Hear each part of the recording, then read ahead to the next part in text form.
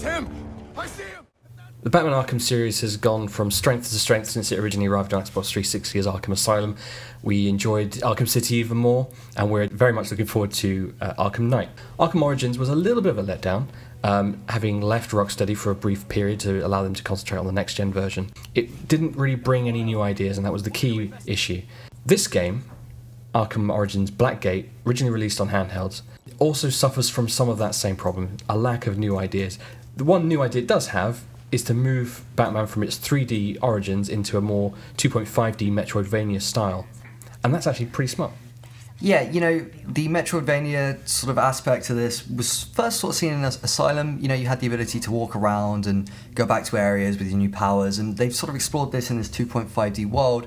And it is really cool, it is really fun to do so, but I think it's something that we've experienced quite a lot, which just maybe the basic design and especially the map design just doesn't really support it or hold up, you know, along the sort of few hours that you're going to be playing. It just doesn't quite translate one for one in the way that maybe Armature hoped it would. Combat, for instance, is fine. You know, the parry system still works. Hitting Y to block the next attack that comes in is great.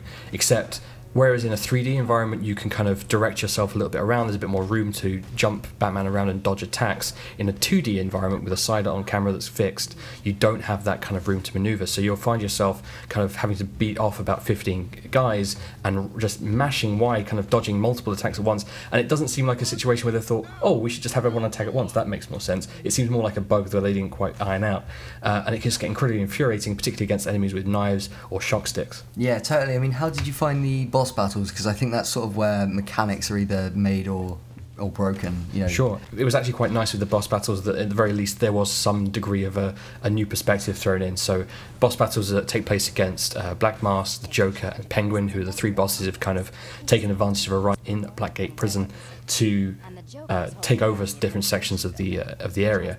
And you have to take out each of them in turn in order to hopefully save some hostages you think might be locked down in the Arkham wing.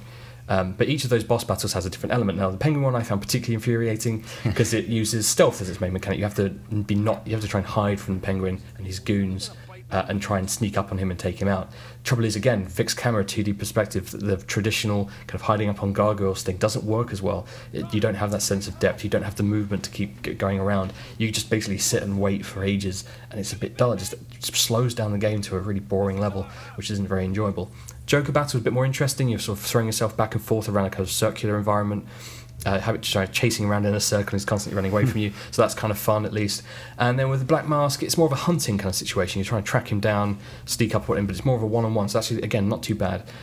Two nice, actually, battles that weren't quite boss battles, but sort of in-between battles that were quite cool. Solomon Grundy was really, really fun, basically because you don't get to use your fists, you have to be much smarter than that in that battle, using all the tools that Batman has at his disposal.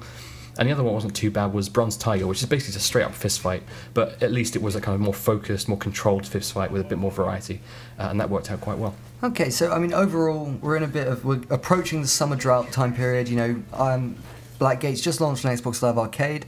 Is it worth a punt if you've got the spare cash? I think if you're a big Batman fan and you're just happy to just dive in regardless, there's definitely something here to enjoy. I just feel like a lot of people are going to get a bit bored with it. They're going to find it frustrating, and you know, for sort of 6 to 8 hours of gameplay, it's a pretty decent length for a downloadable game. But it's just, it doesn't have that kind of that drive of a Shadow Complex, which is in the same genre. Those games are much faster, crisper, and they came up with really original ideas that really worked within that genre. Batman feels too forced and just too plodding, really. So we've given it 6 out of 10. It's a worthy addition to the series. It's not the best it could have been, and actually we'd like to see them have another crack at it and maybe bring some more ideas and treat it more like a one-off spectacle like it really should be.